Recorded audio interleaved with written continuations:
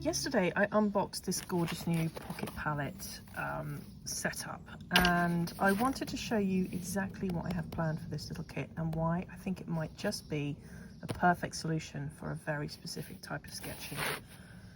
So if you missed my last video, I'll link to it in the description. I unboxed this pocket palette which I also ordered with a Demi, the pocket palette Demi, which is basically half their pocket size, and along with a few pans, additional pans, and a mixing palette, which I think I've put away already, but essentially the whole thing is incredibly compact. I mean, just look at this tiny little palette. I'm saving this so that I can do a little swatch, so that I've got a reference sheet of which colours I eventually put in there, which we will come to. It originally came with, just hike this out, lots of tiny little pans, but I have reconfigured them because I would like to have a really minimal palette, and I wanted a bit of extra space to mix with. So this is a mixing palette, and it comes with the same kind of surface that the lid here comes with. So I can instead of filling that with paint, I can use it for an extra space for mixing. So I thought, given that it's such a tiny surface area, that might be quite useful. So that is the Demi palette. So super lightweight and just very, very cute. And yeah, I have Evie DV Doodles to thank. I'll link to her as well, the video that inspired me to buy this. So as you can see, the whole thing is incredibly compact, especially as it also fits. And this is the key reason why I bought it, because it does fit a sketchbook. And my idea is that this will just sit in my handbag all the time. So we'll come on to all the little bits in a minute, but so let me show you how it compares in size to my other sketch kits. Here's the kit that I recently discussed when I came back from my Cornwall trip.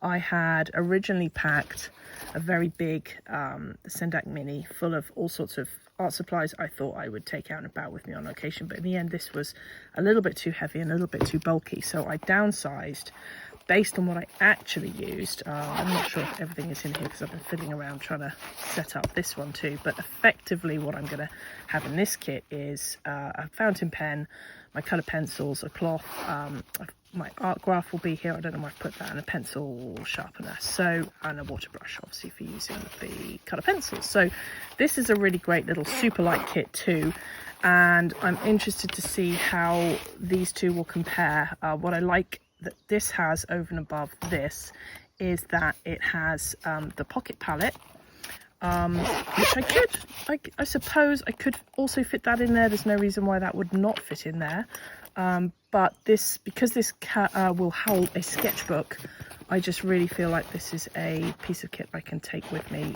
everywhere. If it's just always in my handbag, I have no excuse not to sketch. So it's kind of, I guess, in between the two size wise, but I think it should be more versatile, and I really hope it will be my go-to sketch kit for when I'm out and about, because it literally just fits in my handbag without me even thinking about it. And that's the key. This isn't necessarily just for planned trips, but really for, you know, anytime I'm out and about and I get a few spare minutes, I can grab this kit and start sketching.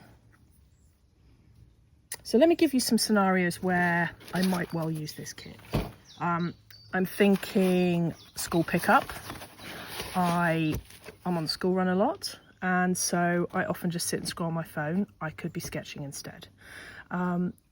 Secondly, and more importantly for the next couple of months, it's the school holidays and I'm going to be out and about with the boys. I will be on beaches, on days out, and just having this little kit is hopefully going to open up a lot more opportunity for me to do some sketching.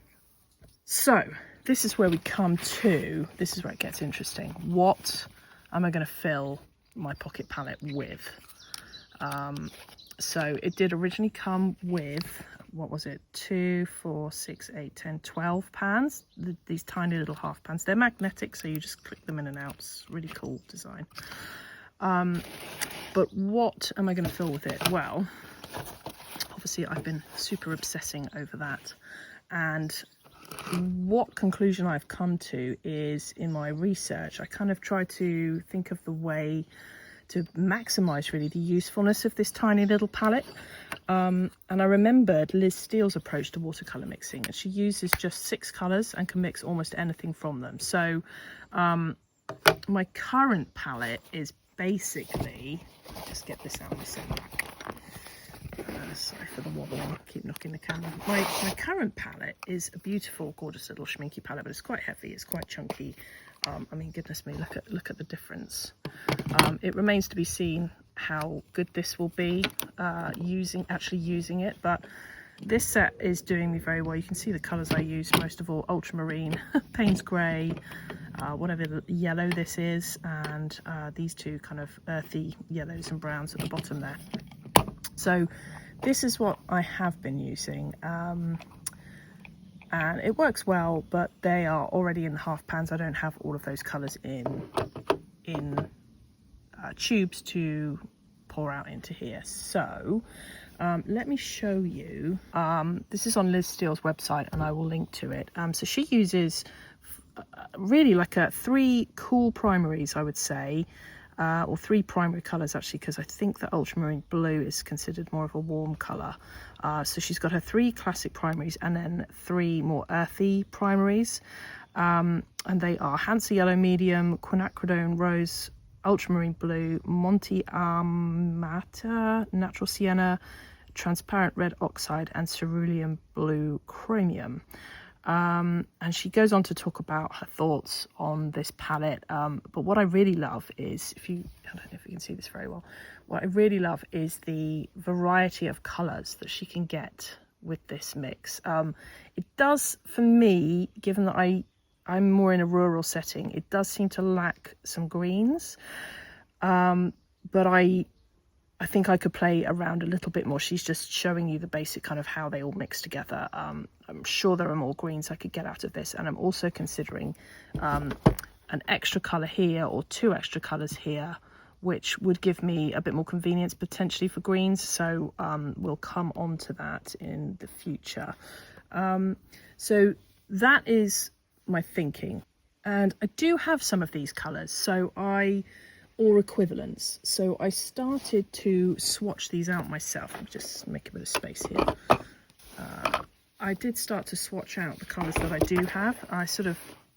I tried like a cool side and a cool triad and a more warm earthy triad. So my cool one is lemon yellow. So these are Jackson's colours actually. Jackson's lemon yellow, Jackson's carmine, and Daniel Smith cerulean blue chromium. And just the way this granulated really got me thinking, maybe I won't use alternatives, and maybe I will look at getting these Daniel Smith colours that Liz Steele uses. So, and this is how they all mix together. I thought they actually mixed really nicely. What they don't mix is a very good grey. But again, I will have another space that I could use something like a colour I've been thinking about for a while now is Shadow Violet or Moon Glow. So something like that could go in there, or just Payne's Grey, just, you know, plain old Payne's Grey. Payne's Grey always does a great job for my shadows and toning down colours. And then potentially, because there does seem to be this lack of greens, although I mixed quite nice greens here, I really particularly like this one. And this seems to be quite like a nice May green too. This was the lemon yellow and the cerulean blue, just with different dilutions or different sort of strengths of the pigment. And then on the colour, the warmer colour side here, I didn't have Liz's colour. I've got a new gamboge, which is my sort of more earthy yellow, or I thought I could potentially use yellow ochre. I think that's a Winsor & Newton new gamboge I have. And then for the red, instead of the transparent red oxide, I've got a Jackson's burnt sienna, and I have a Jackson's ultramarine blue. So I thought these two make a really nice green, and what I haven't tried is mixing the kind of warmer yellow with a cooler blue, and that would be interesting to see as well.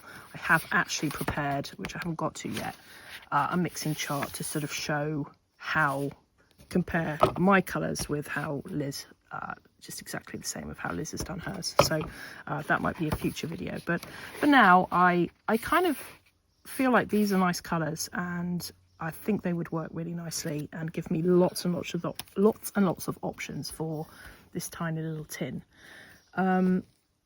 So it does sound limiting only having 6 colours, but if I think about it, if this is for quick sketches and opportunistic moments, do I really need 20 colours? I probably don't.